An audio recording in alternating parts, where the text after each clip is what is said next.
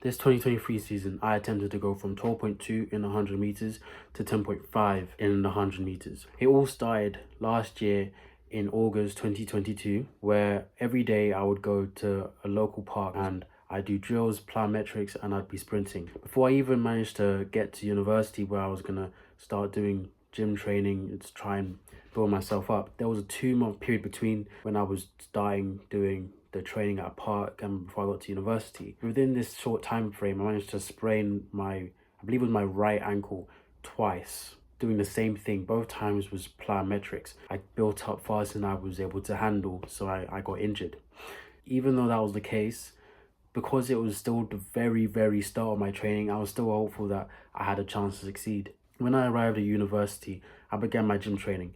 It started at 3 days per week, but eventually it quickly grew to 5. Along with that, I also learned how to box. I used boxing as an opportunity to learn how to generate power whilst also staying relaxed. Along with all of that, it was also a great way to burn fat and also learn how to fight.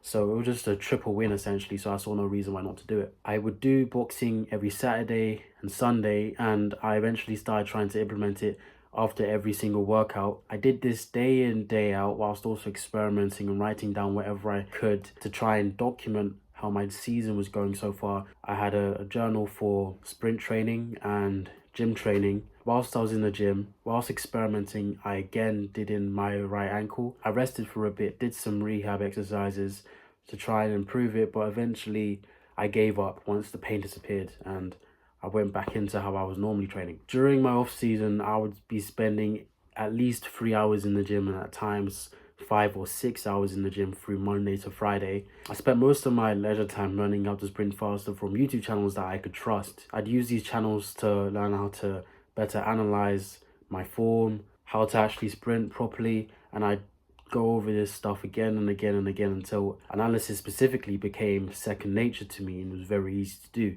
I used Performance Lab of California's videos, sprint analysis videos, to figure out how to analyze my own stuff compared to elite sprinters, sub-elite sprinters, just everyone who tries to sprint in general, so that I knew what to do and what not to do. Luckily for me, he had hundreds of analysis videos that I could browse through, and I went through them bit by bit until I got to the point where I was watching these videos and I already knew what he was going to say. I already knew what he was going to show me. He wanted me to understand, so there was no need for me to watch, and it was time for me to just stop watching what he was doing and start implementing what he was trying to teach. During this time period of watching his videos, I also started collecting videos of other elite sprinters. I was doing this before, but it was just basic analysis. Now I was getting sprinters for what they were good at, and I was comparing that to me to see what I could take from them, what they were doing wrong, so I could try not to do those stuff. Though they're so far above me that I couldn't really see what they were doing wrong, but I could see what I was doing wrong, which was good enough. And during this 4 months of just experimentation, plyometrics, gym training, sprinting, all of it, I would learn stuff and I'd try and implement it. I'd see what went well, see what didn't go well, see what was helping me get faster, and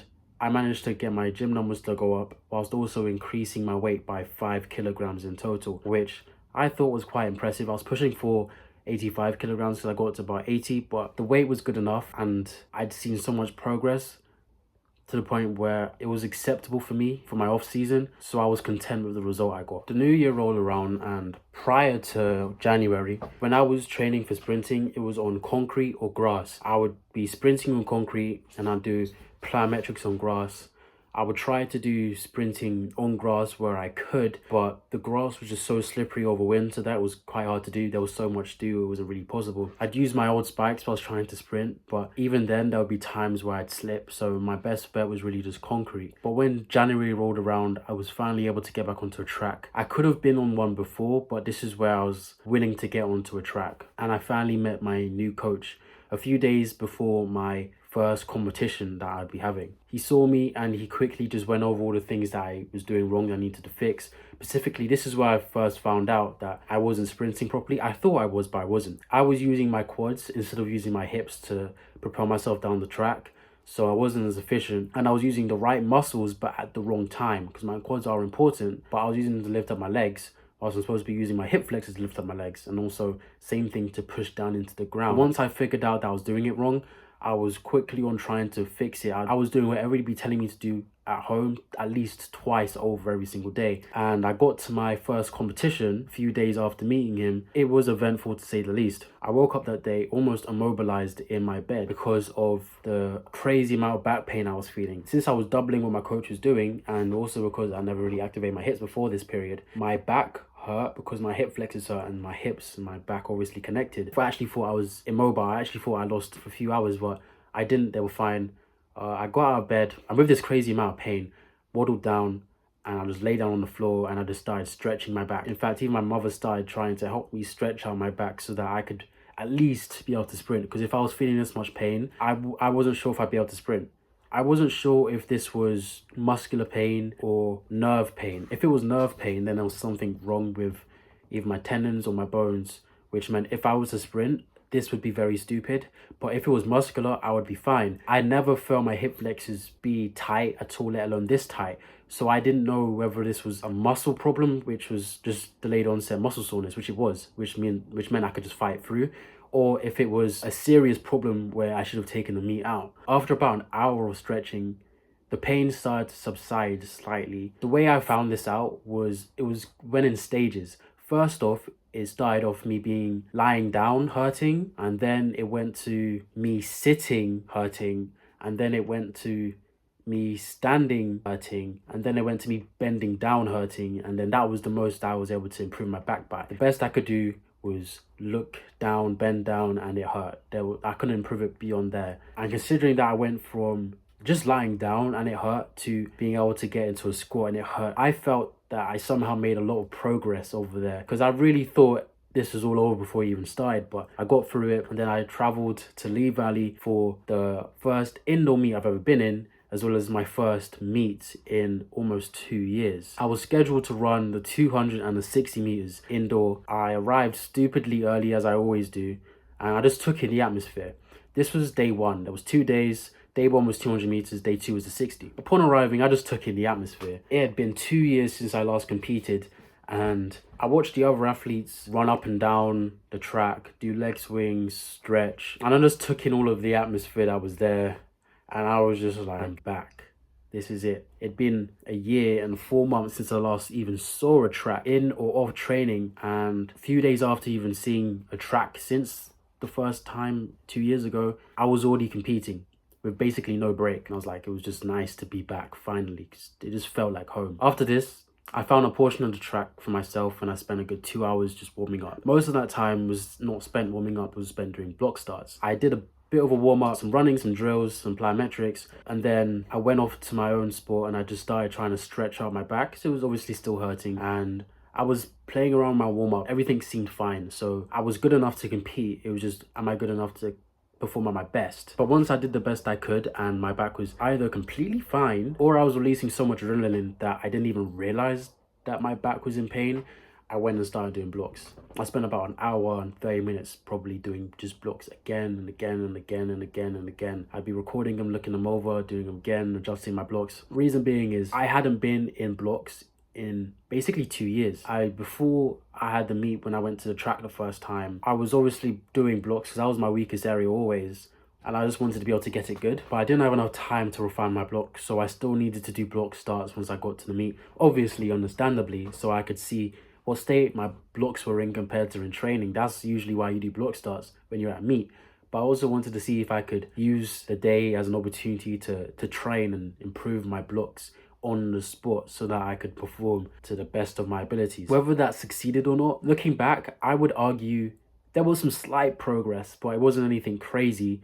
But the progress wasn't much, but I worked with what I had. Going into the 200, I saw two major problems that could have affected the race. First off was the fact that my form had changed and I wasn't used to it. So how I was going to run was going to be very different from how I normally run. So my success was going to be determined by how well I was able to change my form from what it used to be to what my coach made it into, which I wasn't able to change much. And then you also got my block starts, which were my worst part of the race. If they were really good, the race probably wouldn't have started the way it did. I would have just led it and beat everyone. But once it was time for the 200, I went downstairs to get down to the main track and I arrived at the blocks, prepared, set.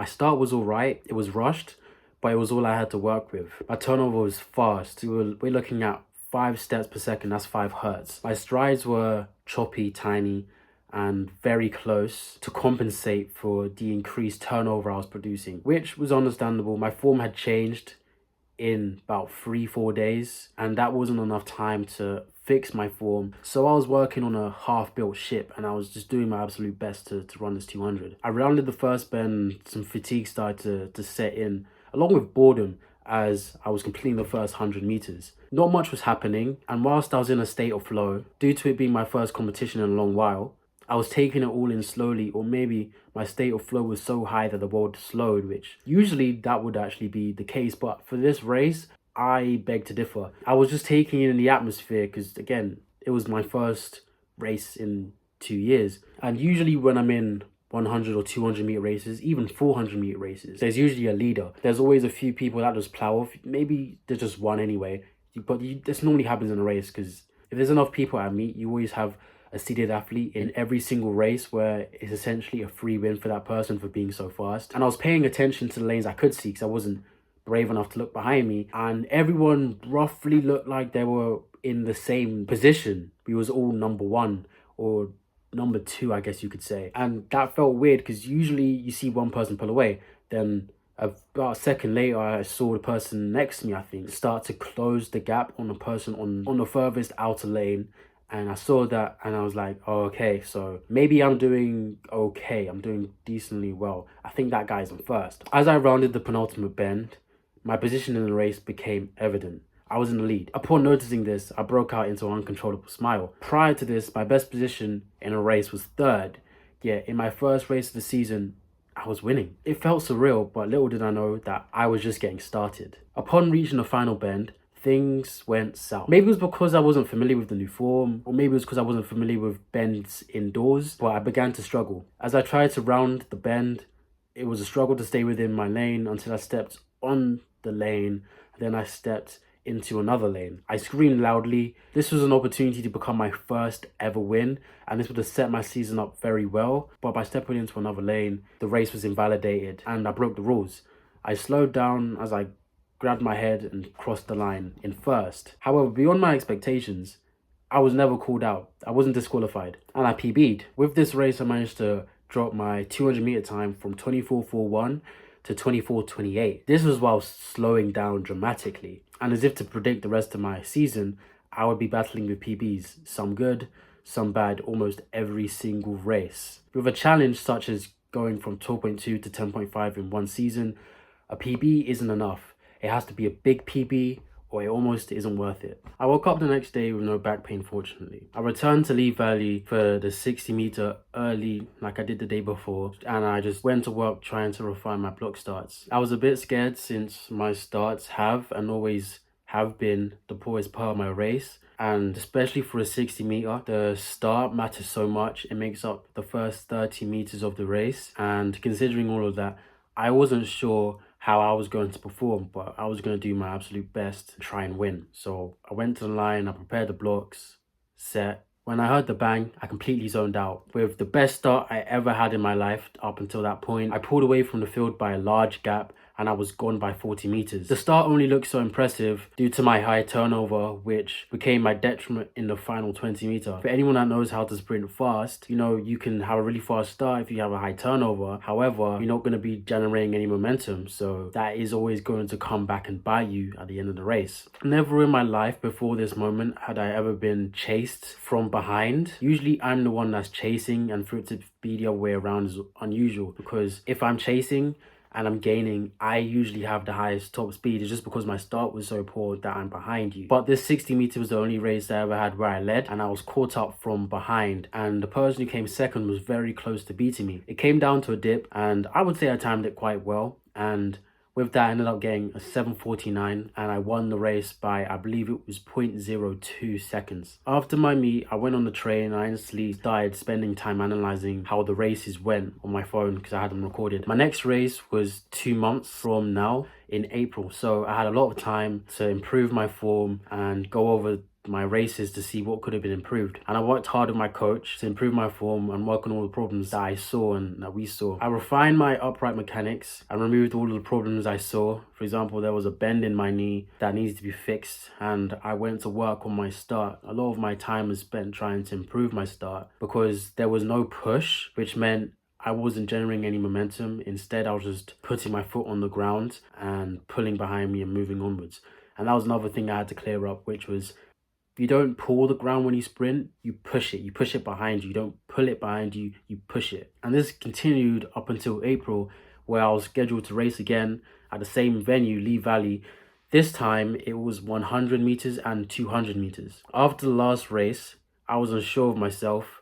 I hadn't run 100 meters in ages, and the last 200 meters was quite disappointing. But considering it was indoors, I was expecting a much better 200 meter time, and considering how I broke my PB in a 200 really easily, a PB that I originally had outdoors, I did it indoors, when indoors is usually where you run slower. Going sub 24 seemed not like a possibility, but inevitable. First was the 100 meters, and I again spent a lot of time doing blocks. You never really master them, and me mastering them in 2.5 months is a nigh impossibility. For where I was in my season, my start was solid enough. I couldn't see anything to improve whilst I was warming up, so the only thing I could do was chase consistency. I arrived at the line, set. This competition was a start of a long line of race experiments throughout the entire season. I tried to push out the blocks using my hips on my back leg, something I usually use my quads for, and I failed. I instantly lagged behind the entire pack, with my training partner well ahead in the lead. With my state of flow broken and in dead last, I zoned in totally on him. I ignored everyone else, at most identifying their rough locations in the race as a reminder for where I would be once I passed them, and I chased him down in a way that would make the trained Joseph Fumbele very proud. I just about won the race, and I was so focused I even dipped, even though for the 100 meters I won by a decently sizable amount, even if I started to lead by about 80 meters. It was a massive PB. I moved my 100 meter time from 12.2 to 11.68, yet I was still disappointed because with such a bad start, I knew that if I just started how I normally do, I could have done much better. I was thinking we could have seen an 11.5. Most people, however, would just let that slide, be happy they won, considering they had such a long streak of losses in the last time they competed. But the fact that my win was so slight and all of the other variables that affected why I won by so little, why my time wasn't as fast as it could have been, that rubbed me wrong. I had about a 2-hour break before it was time for the 200 meters. My coach told me to rest, but after that race, I just couldn't. I needed to make sure my start was on point and I wouldn't do what I did last time. So whilst I was not going to listen to my coach, I decided to set a limit. So while I was rapidly eating my lunch, I just watched the race again and again and again, analysing all parts of it. And by the time I was done, the limit that I'd set for myself was 3 block starts and a 4th block start, which was going to be recorded. And no matter what, that was me done. I did those block starts, then it was time for the 200. With a slightly crunched up face, I prepared my blocks. I pushed out controlled. A few days before, I had ran a 25-second 200 meter in a heavy wind. It was a time trial. But one thing I noted from that was whilst the wind did affect the time I got around the bend, I was moving my arms in the wrong direction. My arms should have been mirroring the lines of the track. However, they were going perpendicular to the lines of the track, which meant I was over-rotating and in the wrong direction. This resulted in me getting a first 100 meter split of 13 seconds, whilst once I got to the straightaway, I slingshotted off the bend and I closed with about 11 seconds. I think it was about 11.3. I went into the race having corrected this arm problem, so I knew that my performance wasn't going to be hindered by my arms. If it was hindered, it'd be by something else. I went around the bend slightly, just matching everyone, trying to see where everyone was, just trying to see if anyone was going to make any moves. But as I rounded the bend, I slingshotted away off into the straightaway and I left them all behind me. About 120 meters in, it was almost like they were standing still and I was maintaining my same speed. As I went further down the track, since this was the first time I've ever had a race where I won by so much, I was confused by the gap because I couldn't see the gap because I couldn't look back, but I could technically hear the gap. and you can tell how close people are by the footsteps, but I couldn't hear any footsteps. So either someone had very, very silent steps, or there was no one behind me. But thinking back, when I was in the race, I was also thinking there was one person who I was specifically trying to listen for, because I could hear his footsteps. It was just him stomping down the track like hammers. Every single time he hit the ground, it was hammering and hammering away. But I didn't hear him or anyone else, and I think he came second. So the fact that I couldn't hear him or anyone else meant that the gap was big. But I wasn't sure. I was still scared I might be getting hawked down. So I tried to look behind me, and I couldn't really look behind me. So I just tried to look with my eyes. Couldn't really see anything. I couldn't turn because my neck was so tense. So I was like, okay, I might as well just focus on going down.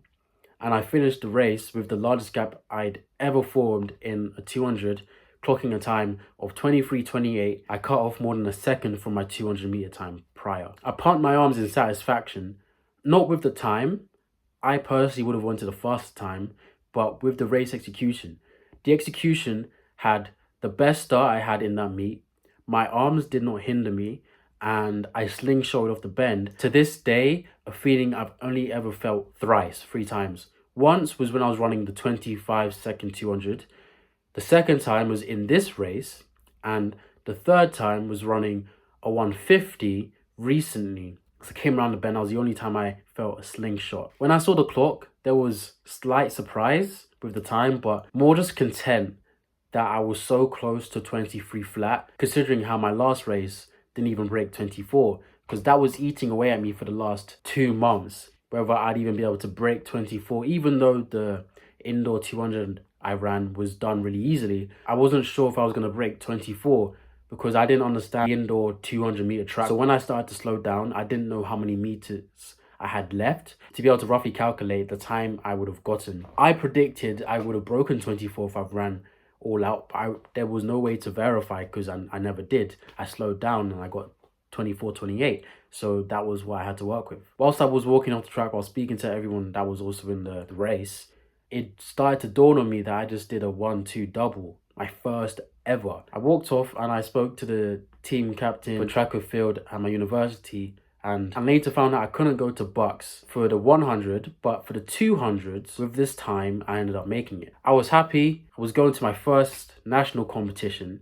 I had an opportunity to go to a national competition indoors earlier in the season with the 60-meter time I ran over 7:49. The qualifying time was 7:5 flat, and since I ran a 7:49, I qualified. I only found out about the competition existing as well as my qualifications to go to the competition on the day, which that wasn't going to be possible. And considering that I was also in Sheffield and I live in London, there was nothing I could really do here. I just had to accept the loss that came and move on. Now I know for my next season, I would have qualified to go to the indoor nationals, so I'll know so I can go. And I would make sure I wouldn't miss it, just like how I made sure I would not miss this national competition outdoors for the 200. A fortnight later, I was at my club track in London. I'd registered to do another 1-2, hopefully gonna do another 1-2 double and extend my win streak across all races up until that point.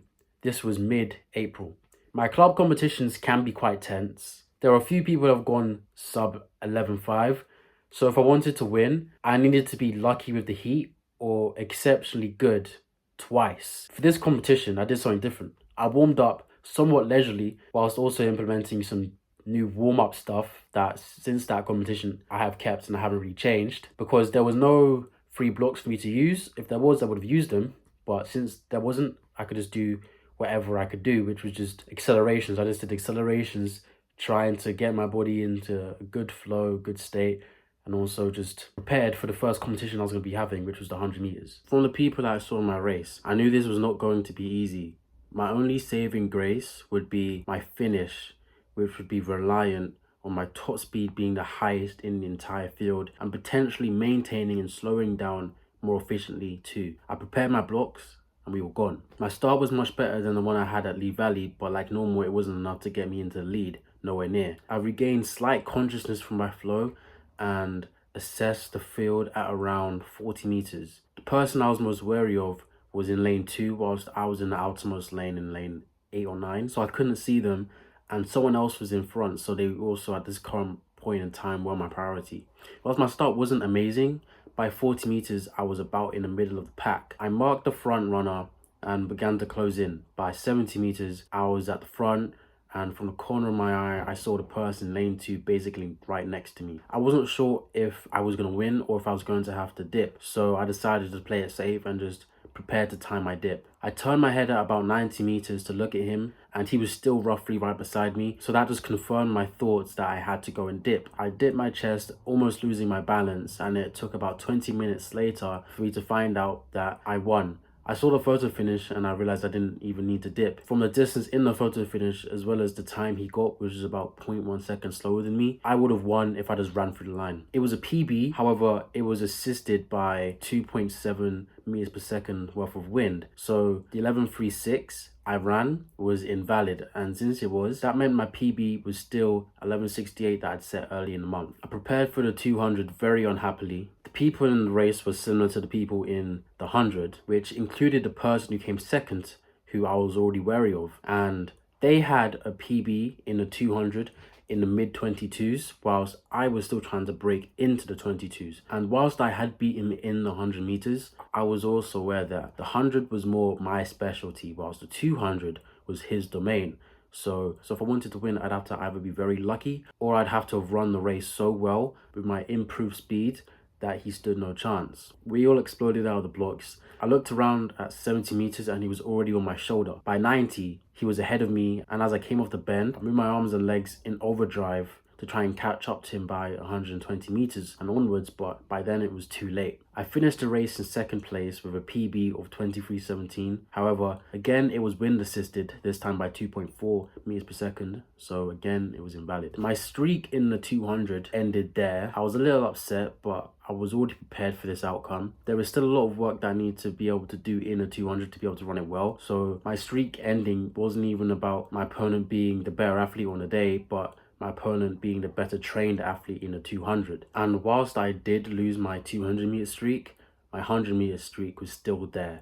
My win streak hadn't faded, so it wasn't as bad, and it wasn't too bad, especially considering that my main focus for the season was on the 100, not 2. 2 weeks later, I was in Manchester for BUCS, where I'd be running the 200 meters for my university. It was a 2-day event, and I was hoping my 200 would go better than it did previously. However, I came into the meet with an experiment plan. Usually I do the first 110 meters of the 200 at about 80% effort, and for the final 90 I go all out. And I did that and I lost in the last 200, so it was on my mind, and I was thinking, what if my race plan's wrong? What if I go all out? What would happen? What would be the result? The 200 meters was on the second day, but since it was 2 days and I was still there on the first day, I used the first day to just prepare and adjust myself for the competition I'll be having next day, see how my blocks were, because if I have 2 days, there's still an opportunity for me to improve them, and see how I was feeling. So whilst I was watching the races, every now and then I'd leave and go and do some block starts. Never had I ever had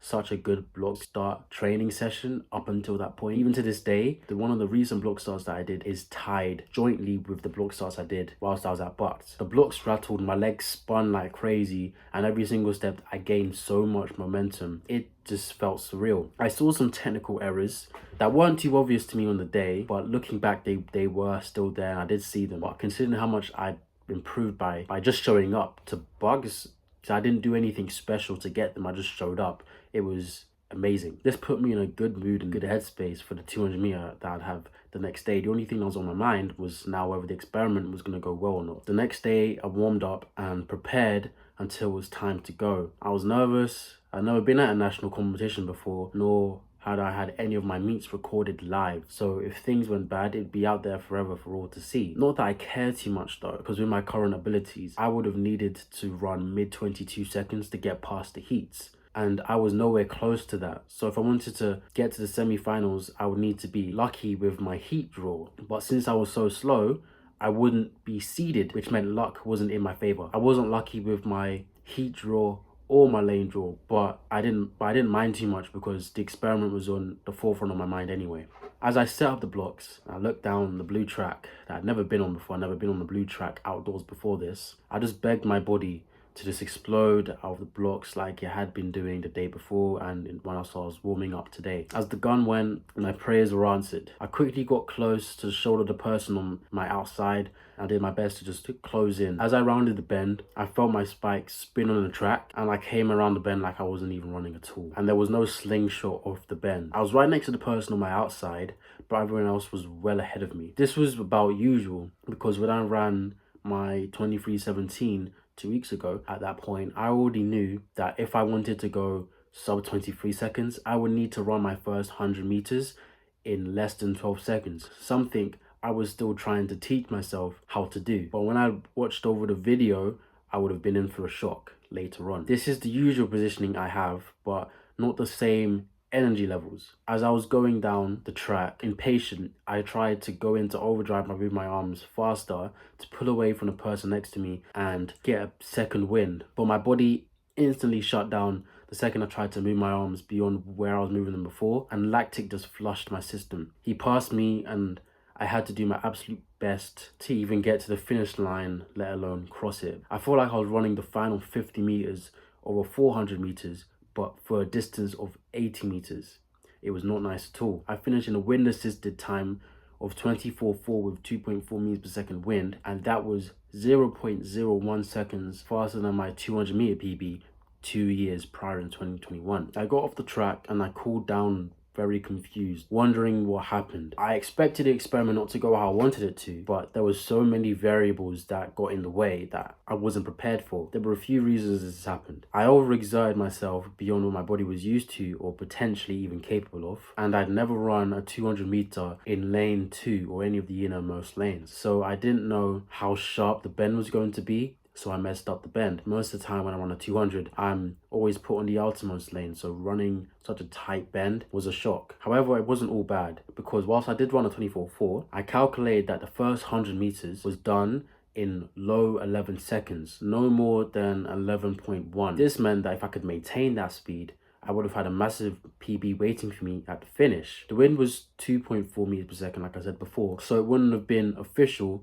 and legally the 11.1 would have had to, or roughly around there, would have had to be adjusted, which would have made the time a bit slower, but still it was well beyond what anything I was capable of, because before this I would be running the first 100 in not even 12 seconds flat. And the result of this was, not only would I be able to run a 22 second 200 meter if I could get this right, a bit slower than how I ran it that first time, but just get a time that was 11 seconds, but it would also mean that I would be able to get a massive PB in the 100 meters as long as I calculated correctly, lower than I'd ever run before. I got back to training, trying to improve my form until nearly a month later, where I'd be having another meet for the 1 and 2 again. However, this time it would be at the track local to my uni against my training partners. My form during this period had changed twice, and with this new form I felt slow, especially on the day, so I wasn't sure what the outcome was going to be. I was in lane 2, whilst next to me in lane 1 was the fastest person in the field. He was getting back into sprinting after a minor injury to his hamstrings, I believe, but even so, his PB is faster than the 11.36 I ran months prior, even if you just remove the wind and you look at the time alone. We set up the blocks and we were off. Of all the races, this was the best start I had ever had so far, and arguably ever had.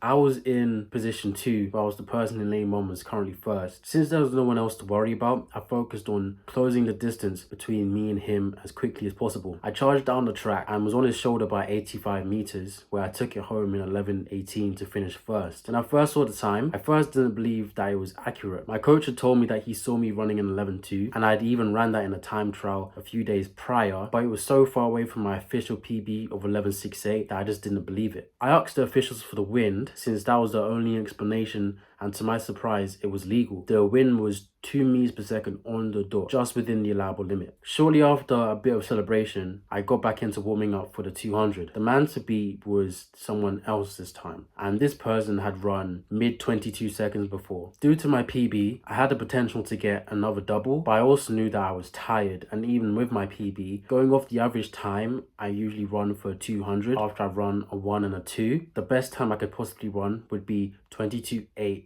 flat, and the worst would be 22.9 something. To win, I would need to run 22.8 flat, but I was also praying that the person who I needed to beat to win this would be more tired than I was because they were also in the same heat as me. We were off, and he made up the stagger by 70 meters. He was right on the lane outside me, and I was doing my best to keep up to no avail. He'd already won by 90 meters. There was no need to continue the race. At that point, it was just mandatory. I finished in second with a 22.94, a massive PB. Not as big as my 100-meter PB, but I had finally dipped under 23, something I was happy for regardless. So far, it was May, and I was within the times that I want to be running for this month, but this month onwards would be where it would start to get hard. If I wanted to run a minimum of 10.7, by August, I would need to remove 0.2 seconds every month, something I was accustomed to and had been doing months prior. However, I felt fatigued from the amount of races I was doing at such a high intensity, and I wanted to take some time off,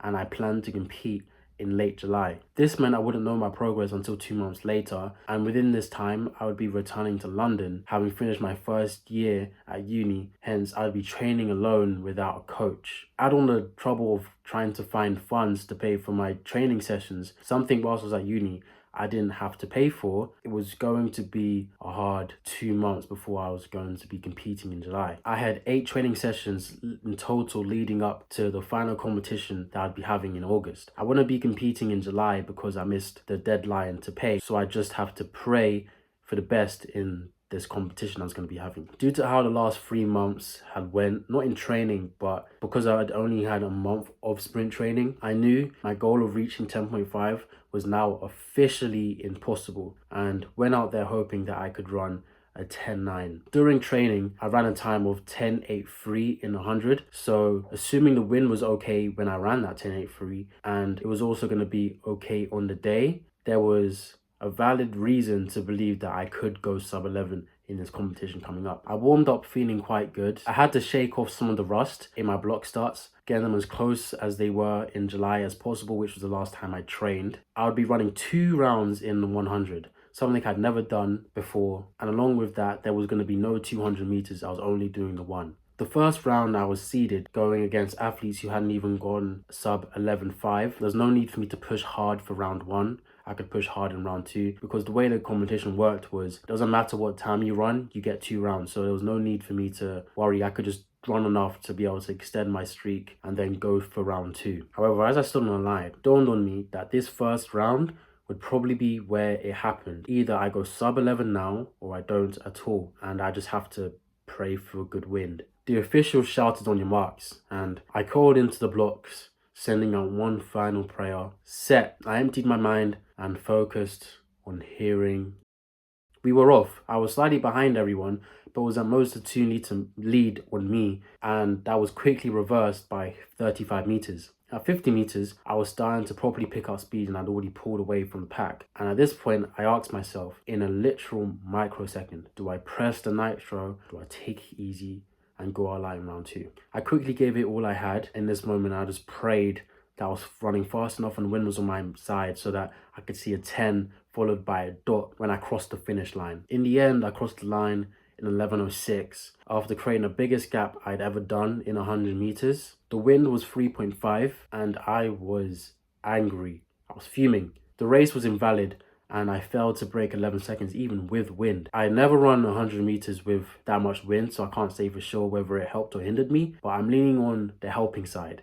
That meant I stood no chance of breaking 11 in the second round. Disappointed, I began to warm up again for the second round, but as I was warming up, I ran into a problem. As I did accelerations, I felt pain in my hip flexors. I ended up stretching away the pain, but when I do sprints, it would happen all over again the second I just did another one. In the end, I ended up doing a sprint, then I'd do a hip flexor stretch, then I'd repeat, and I kept going again and again and again until my race, where I was at this stick or twist moment where I either ran the race, risking injury, or I didn't run it at all, and I protected myself. I could either run the race, and maybe I could get a PB, whether it would be a PB that was sub 11, most likely not, but I could get an official PB nonetheless. Or I could just not go in the race, not get injured, and just accept that I failed by a lot to pull off what I wanted to, with every valid possible reason to pull out, because not just my hip flexors, but I've also had problems with my shoulders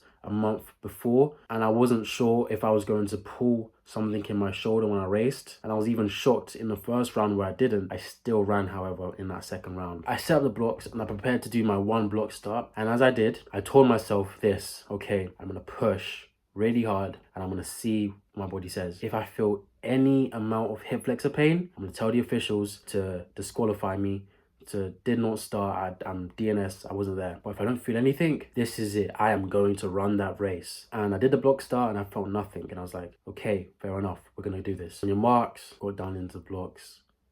Set. I ran slightly behind like before, but at 50 meters, I felt my hip flexors act up again. I knew that I could win this race, but my body wouldn't allow me to produce the force needed to do it because of my hip flexors. And since my hips also weren't moving as well, I trailed further and further behind. I finished in a time of 11:34. With that, my 4 win streaks in the 100 meter had ended, as well as my PB streak in the 100 meters. Because prior to this, I had never run a 100 meter without it becoming a PB, regardless of whether you adjusted the wind or not. And when I saw the clock, I saw the finishing time and it was faster than the time I did with wind. And when I saw that time and I realized that there was a good chance if my hip flexors weren't acting up, I could have beat that. That's when it truly sunk into me that I could have run much faster than I did in the first heat, but there was probably a minor injury that my body hadn't picked up on, which was, in this case, my hip flexors. So the result, I ultimately failed to get my 100 meter time from 12.2 to 10.5 like I planned to. Closest I got was 11:06 with 3.5 meters per second wind, which converts to 11:11 with 2 meters per second wind. Although I failed, I dropped my 100 meter time by more than a second, 1.02 officially, and using the 11:11 by 1.09. Whilst it's not the big and ambitious improvement of 1.7 seconds that I was hoping for, moving an entire second and a bit in one season is a big W in my book. The last time I did anything similar to this rate of improvement was when I was 11 to the ages of 13, where I started at 17 seconds and dropped 2 seconds per year on the 100 meter whilst training for the 8 without even focusing on the 100. Along with my improvement in the 100, this season my 200 meter dropped by an impressive time of 1.47 seconds. Most likely this could have been lowered even further, but my focus this season was mainly on the 100, trying to get from 12.2 to 10.5. I'm of the belief that I could have ran a 10.9 in September, but I would rather not risk an injury just to see if I could run 0.2 seconds faster, especially considering the goal was 10.5. And if I'm truly correct,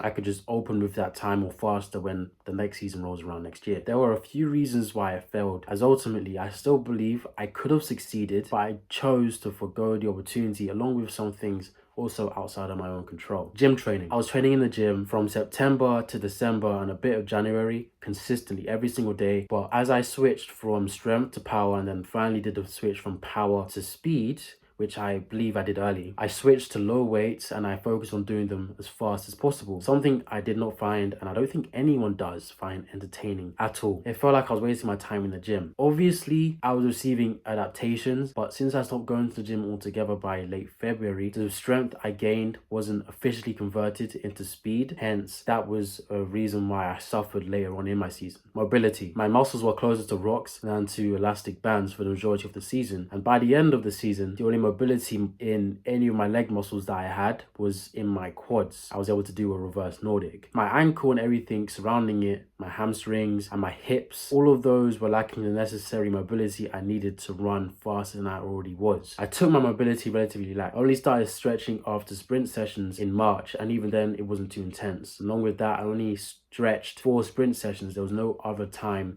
where I would be stretching. I only took my mobility seriously after the 11:06 I ran, where I realized I could have gone sub 11, but the injury was only partly to blame. My lack of mobility meant my muscles couldn't fire optimally, and I felt it in round 2, where I wasn't able to produce as much force as I could have, and I wasn't as effective with each step as I could have if I actually had the mobility. The mild hip injury. I would do unilateral reverse squats with resistance bands every day whilst doing at least 100 reps, 10 sets of 10, and I built up to the thickest resistance band that I had, but my hips weren't actually ready for the volume or the thickness of the band, since I only specifically started training my hips in this manner in April. So there was no base building, and When you consider the fact that I tried to get to the thick resistance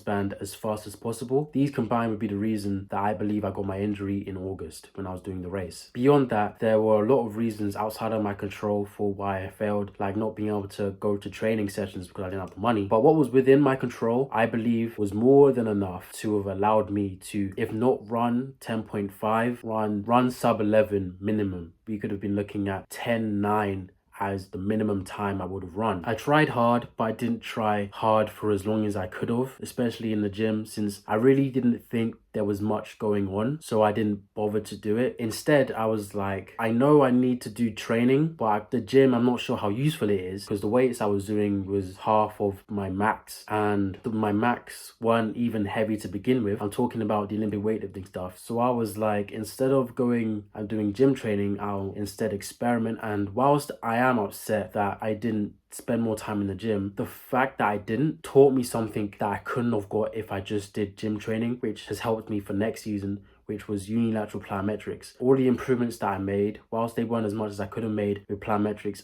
and the gym, were got from unilateral plyometrics by basically March onwards. That was the only thing I did to maintain my strength outside of sprint training. However, even though I do have mixed feelings about the fact that I didn't go to the gym for as long as I could have, I still think it is the biggest problem, because with it, I could have brute forced myself into a sub 11. Even if all of the other problems maintain and didn't go away, there was still a chance that I could have still ran sub 11. Mobility was something I knew I needed to focus on, and I was putting more effort into it. But once I finished uni, since I never did much training because of funding, I also didn't do much stretching, something I could have easily fixed by just warming up and stretching at home, but I didn't really see the point in doing that, so I never did, because I was always of the belief that to gain mobility is going to take you months, and I didn't have that much time in between when I finished uni and when I'd be competing, and I wasn't sure how much improvement I could make, so I didn't see the point in doing it. I was like, which looking back is one of the dumbest mistakes I've made in that season. Probably it takes the cake as number one. Whilst I regret the gym the most, if I improve my mobility, I could have made a lot more improvements without having to even go to the gym, because I could take either extreme, either the gym or mobility, and I could have done what I wanted to, which was go sub 11 minimum and potentially run a 10.5. Most likely I wouldn't with just either or. I would have need both of them together, but I could have at least ran a 10.8 by the time August rolled around if I was able to do both of them to the best of my abilities. Gym, because of funding, I also wouldn't have been able to do after uni, but the mobility was something I could have done the second uni ended and up until I had the race and beyond, because not only would have set me up for the race I have in August, but it would have also allowed me to be more prepared and more mobile for next season. And also, whilst I did say that the hip injury was something I could control, reason being I would feel pain whilst I was doing the reverse squats and I'd instantly stop immediately, because it didn't feel like muscular pain, it felt more like tendon problems. So I was just playing it safe and I'd stop. I was actually too experienced and unknowledgeable about the hips to know any better to not get injured, and I thought that they were like most other muscles, like your quads or your hamstrings or even any of your arm muscles, where you could just do a bunch of reps every single day, and after a while your body would adapt and it'd be able to get through it. And maybe the hips could have done that, but potentially because I didn't have a base of me training my hip flexors, they were most likely overtrained, and I ran into problems when August rolled around. But now I know a lot more about how to train your hip flexors, which will be setting me up very well for next season. And along with that, whilst I ultimately failed in my goal to go from 12.2 to 10.5, this season set me up with, I believe, is enough knowledge and experience to attempt something even crazier than 12.2 to 10.5. It'd make 12.2 to 10.5 jump look like I wasn't ambitious enough. In my next video, titled Operation Paris, I'll be going over my next steps for the Olympic year 2024 and the ultimate goals that I plan to be getting for the season, so stay tuned for that.